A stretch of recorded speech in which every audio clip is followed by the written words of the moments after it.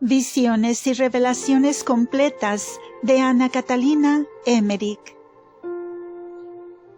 Episodio 33. La Sagrada Familia se refugia en la gruta. Entraron en Belén. Las casas aparecen muy separadas unas de otras. Entraron por entre escombros, como si hubiese sido una puerta derruida. María se quedó tranquila junto al asno, al comienzo de una calle, mientras José buscaba inútilmente alojamiento entre las primeras casas. Había muchos extranjeros y se veían numerosas personas yendo de un lado a otro. José volvió junto a María, diciéndole que no era posible encontrar alojamiento, que debían penetrar más dentro de la ciudad. Caminaban llevando José el asno del cabestro, y María iba a su lado. Cuando llegaron a la entrada de otra calle, María permaneció junto al asno, mientras José iba de casa en casa. Pero no encontró ninguna donde quisieran recibirlos. Volvió, lleno de tristeza, al lado de María. Esto se repitió varias veces, y así tuvo María que esperar largo rato. En todas partes decían que el sitio estaba ya tomado. Y habiéndolo rechazado en todas partes, José dijo a María que era necesario ir a otro lado, en donde sin duda encontrarían lugar. Retomaron la dirección contraria a la que habían tomado al entrar, y se dirigieron hacia el mediodía. Siguieron una calleja que más parecía un camino entre la campiña, pues las casas estaban aisladas sobre pequeñas colinas. Las tentativas fueron también allí infructuosas. Llegados al otro lado de Belén, donde las casas se hallaban aún más dispersas, encontraron un gran espacio vacío, como un campo desierto en el poblado. En él había una especie de cobertizo, y a poca distancia un árbol grande, parecido al tilo, de tronco liso, con ramas extendidas, formando techumbre alrededor. José condujo a María bajo este árbol y le arregló un asiento con los bultos al pie, para que pudiera descansar, mientras él volvía en busca de mejor asilo en las casas vecinas. El asno quedó allí con la cabeza pegada al árbol. María, al principio, permanecía de pie, apoyada al tronco del árbol. Su vestido de lana blanca, sin cinturón, caíale en pliegues alrededor. Tenía la cabeza cubierta por un velo blanco. Las personas que pasaban por allí la miraban, sin saber que su Salvador, su Mesías, estaba tan cerca de ellos. Qué paciente, qué humilde y qué resignada estaba María. Tuvo que esperar mucho tiempo. Por fin sentóse sobre las colchas, poniéndose las manos juntas en el pecho, con la cabeza baja. José regresó lleno de tristeza, pues no había podido encontrar posada ni refugio. Los amigos de quienes había hablado a María apenas si lo reconocían. José lloró, y María lo consoló con dulces palabras. Fue una vez más, de casa en casa, representando el estado de su mujer, para hacer más eficaz la petición, pero era rechazado precisamente también a causa de eso mismo. El paraje era solitario.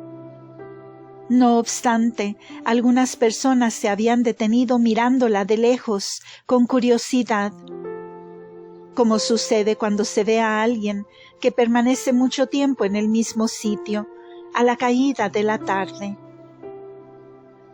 Creo que algunos dirigieron la palabra a María, preguntándole quién era. Al fin volvió José, tan conturbado que apenas se atrevía a acercarse a María.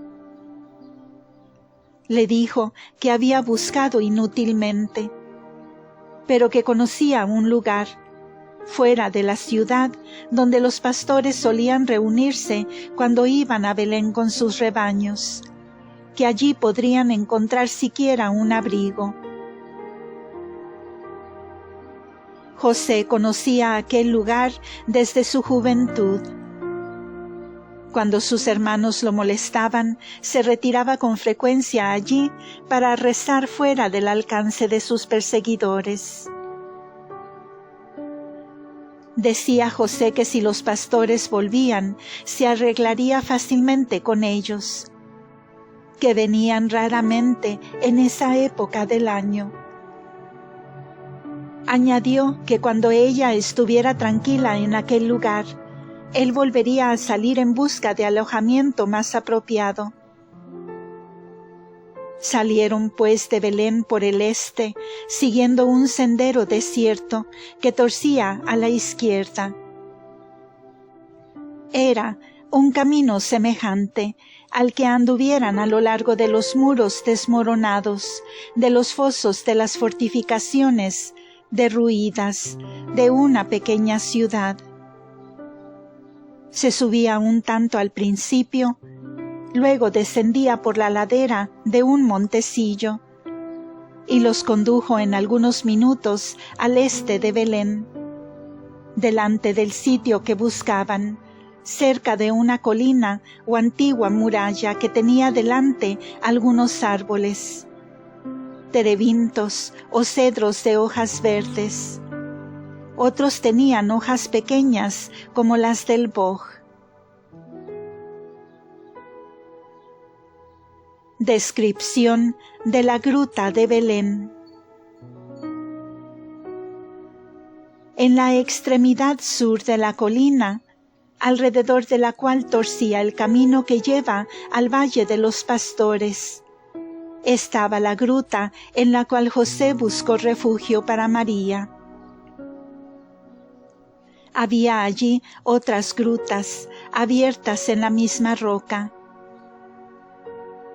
La entrada estaba al oeste y un estrecho pasadizo conducía a una habitación redondeada por un lado, triangular por otro, en la parte este de la colina. La gruta era natural, pero por el lado del mediodía, frente al camino que llevaba al Valle de los Pastores, se habían hecho algunos arreglos consistentes en trabajos toscos de mampostería. Por el lado que miraba al mediodía había otra entrada, que generalmente estaba tapiada. José volvió a abrirla para mayor comodidad. Saliendo por allí hacia la izquierda había otra abertura más amplia, que llevaba a una cueva estrecha e incómoda, a mayor profundidad, que terminaba debajo de la gruta del pesebre. La entrada común a la gruta del pesebre miraba hacia el oeste. Desde el lugar se podían ver los techos de algunas casitas de Belén. Saliendo de allí y torciendo a la derecha, se llegaba a una gruta más profunda y oscura, en la cual hubo de ocultarse María alguna vez. Delante de la entrada, al oeste, había un techito de juncos apoyado sobre estacas que se extendía al mediodía y cubría la entrada de ese lado, de modo que se podía estar a la sombra delante de la gruta. En la parte meridional tenía la gruta 3 aberturas, con rejas por arriba, por donde entraba aire y luz. Una abertura semejante había en la bóveda de la misma roca. Estaba cubierta de césped y era la extremidad de la altura sobre la cual estaba edificada la ciudad de Belén. Pasando del corredor, que era más alto, a la gruta, formada por la misma naturaleza, había que descender más. El suelo en torno de la gruta se alzaba, de modo que la gruta misma estaba rodeada de un banco de piedra de variable anchura. Las paredes de la gruta, aunque no completamente lisas, eran bastante uniformes y limpias, hasta agradables a la vista. Al norte del corredor había una entrada a otra gruta lateral más pequeña. Pasando delante de esta entrada se hallaba el sitio donde José solía encender fuego. Luego la pared daba vuelta al noreste en la otra gruta, más amplia, situada a mayor altura. Allí he visto más tarde el asno de José. Detrás de este sitio había un rincón bastante grande, donde cabía el asno con suficiente forraje. En la parte este de esta gruta, frente a la entrada, fue donde se encontraba la Virgen Santísima, cuando nació de ella la luz del mundo. En la parte que se extiende al mediodía estaba colocado el pesebre donde fue adorado el niño Jesús. El pesebre no era sino una camella excavada en la piedra misma, destinada a dar de beber a los animales. Encima tenía un comedero con ancha abertura, hecho de enrejado de maderas y alzado sobre 4 patas, de modo que los animales podían alcanzar cómodamente el heno o el pasto colocado allí. Para beber no tenían más que agachar la cabeza al bebedero de piedra que estaba debajo. Delante del pesebre, hacia el este de esta parte de la gruta, estaba sentada la Virgen con el niño Jesús, cuando vinieron los 3 reyes a ofrecerle sus dones. Saliendo del pesebre y dando vuelta al oeste, en el corredor delante de la gruta, se pasaba por frente a la entrada meridional antedicha, y se llegaba a un sitio donde hizo José más tarde su habitación, separándola del resto mediante tabiques de zarzos. En ese lado había una cavidad donde él depositaba varios objetos. Afuera, en la parte meridional de la gruta, pasaba el camino que conducía al Valle de los Pastores. Diseminadas por las colinas, veíanse casitas, y en el llano cobertizos con techos de cañas, sostenidos por estacas.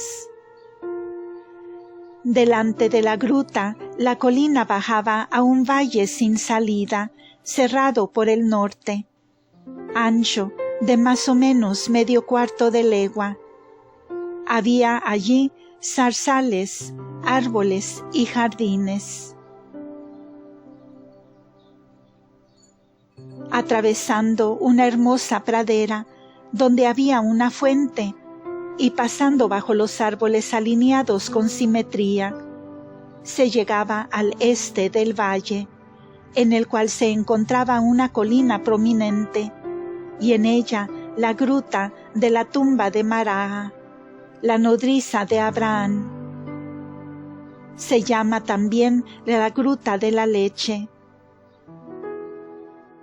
La Virgen Santísima se refugió allí con el niño Jesús repetidas veces. Sobre esta gruta había un gran árbol, alrededor del cual veíanse algunos asientos. Desde aquí se podía contemplar a Belén mejor que desde la entrada de la gruta del pesebre.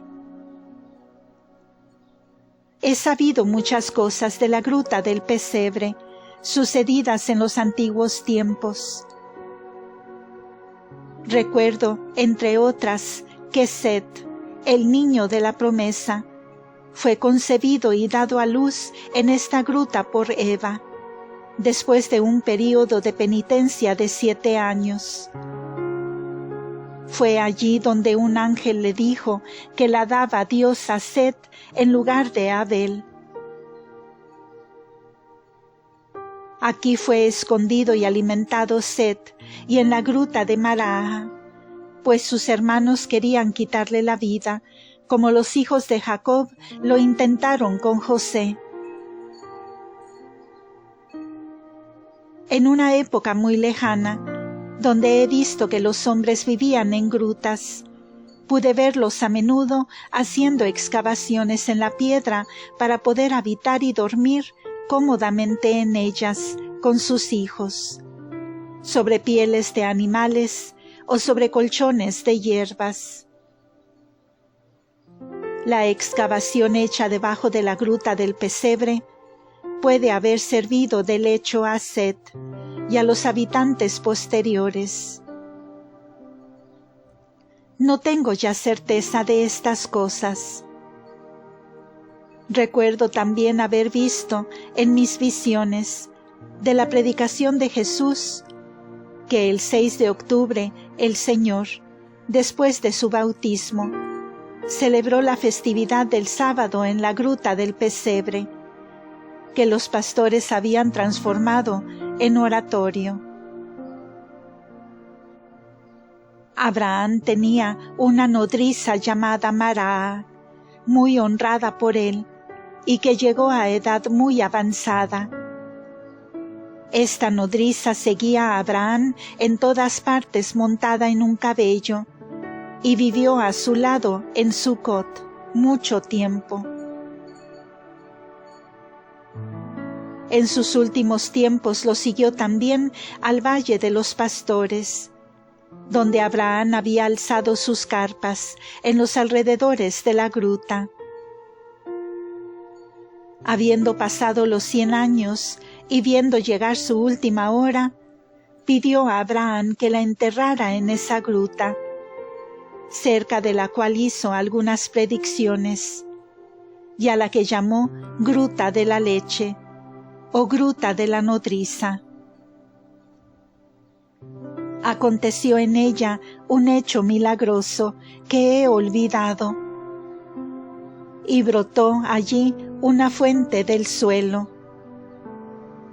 La gruta era entonces un corredor estrecho y alto, abierto en una piedra blanca, no muy dura. De un lado había una capa de esta materia que no alcanzaba hasta la bóveda. Trepando sobre esta capa de materia se podía llegar hasta la entrada de otra gruta más alta. La gruta fue ensanchada más tarde, puesto que Abraham hizo excavar en su parte lateral para la tumba de Maraha. Sobre un gran bloque de piedra había una especie de gamella, también de piedra, sostenida por patas cortas y gruesas. Quedé muy asombrada al no ver nada de esto en tiempos de Jesucristo.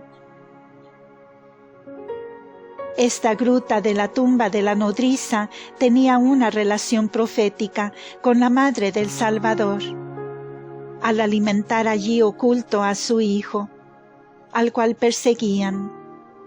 Pues en la historia de la juventud de Abraham se halla también una persecución figurativa de ésta, y su nodriza le salvó la vida ocultándolo en la gruta. Esta gruta era desde tiempos de Abraham un lugar de devoción, sobre todo para las madres y nodrizas. En esto había algo de profético, pues en la nodriza de Abraham se veneraba en figura a la Santísima Virgen, lo mismo como Elías la había visto en aquella nube que traía la lluvia y le había dedicado un oratorio en el monte Carmelo. Mará había cooperado en cierta manera al advenimiento del Mesías, habiendo alimentado con su leche a un antepasado de María. No puedo expresar esto bien, pero todo era como un pozo profundo que iba hasta la fuente de la vida universal, y del que siempre se sirvieron hasta que María surgió como única fuente de agua limpia e inmaculada. El árbol que extendía su sombra sobre la gruta, desde lejos parecía un gran tilo. Era ancho por abajo y terminaba en punta. Era un terebinto. Abraham se encontró con Melquisedec debajo de ese árbol. No recuerdo ahora en qué ocasión.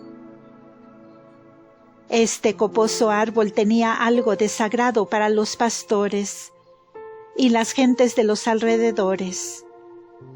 Les gustaba descansar bajo su sombra y orar. No recuerdo bien su historia, pero creo que el mismo Abraham lo plantó. Junto a él había una fuente donde los pastores iban por agua en ciertas ocasiones y le atribuían virtudes singulares. A ambos lados del árbol había levantado cabañas abiertas para descansar, y todo esto estaba rodeado de un cerco protector. Más tarde he visto que Santa Elena hizo construir allí una iglesia, donde se celebró la Santa Misa. Continuará.